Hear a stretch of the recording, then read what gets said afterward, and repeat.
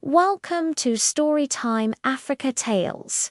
Come and sit with us under the baobab tree, where African stories come alive and every story teaches a lesson.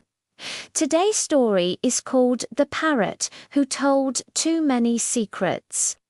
Long ago, in a warm village tucked between the red earth and the whispering palm trees, there lived a bright-feathered parrot named Coco.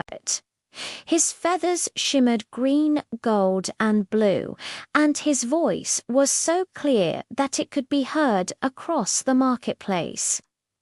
Coco was clever, quick to learn, and blessed with a sharp memory. Whatever he heard, he remembered. At first, the villagers loved Coco. He perched on the old baobab tree near the chief's compound, listening to everything: songs, arguments, laughter, and quiet conversations. When children passed by, he greeted them by name. When women returned from the river, he sang their songs back to them. Everyone laughed and clapped, but Coco had a problem. He could not keep a secret. One evening, Chief Agaman called his elders together to discuss an important matter. They spoke in low voices about repairing the broken bridge before the rains came. Unknown to them, Coco sat quietly above, listening with wide, curious eyes. The next morning at the market, Coco flapped his wings and shouted, "Repair the bridge! Repair the bridge before the rain comes!" The villagers gasped. The chief was embarrassed, and the elders frowned. They murmured, "This parrot hears too much." Still, they laughed it off. But Coco did not stop. When a hunter whispered to his wife about a secret hunting spot, Coco announced it to the whole village. When two friends quietly settled an argument, Coco repeated every word, turning peace back into trouble. Soon, people began to argue because of words they thought were hidden. Trust slowly faded like footprints in the sand. One day, the village faced a serious danger.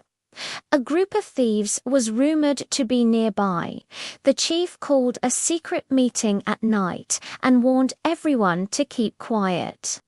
But Coco, sitting on the moonlit baobab, could not help himself. "The guards will watch the east path," he shouted before dawn.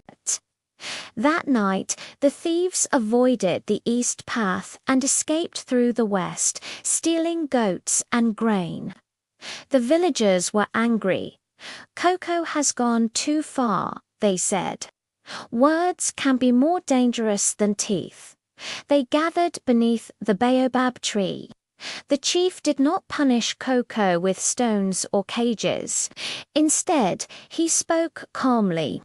"Coco," he said, "a wise tongue knows when to speak and when to be silent. From today, you must learn the value of quiet." The elders sprinkled ash at the foot of the tree, a sign of warning and wisdom. Ashamed, Coco flew deep into the forest. For many days, he stayed alone, listening to the wind, the insects, and the quiet. He learned that silence also has a voice. When Coco finally returned, he spoke less. He sang songs, greeted children, and told stories, but never repeated what was whispered in trust. Slowly, the village healed, and from that day on, elders would say to the children gathered around the fire, "Let your ears be open, but let your mouth be wise." For the parrot who tells too many secrets brings trouble to the village. And the children would nod, watching Coco on the baobab tree, silent, shining, and finally wise. Thank you for joining us for today's story. If you enjoyed our tale, please like, share, and subscribe to Storytime Africa Tales for more stories from under the baobab tree. See you next time.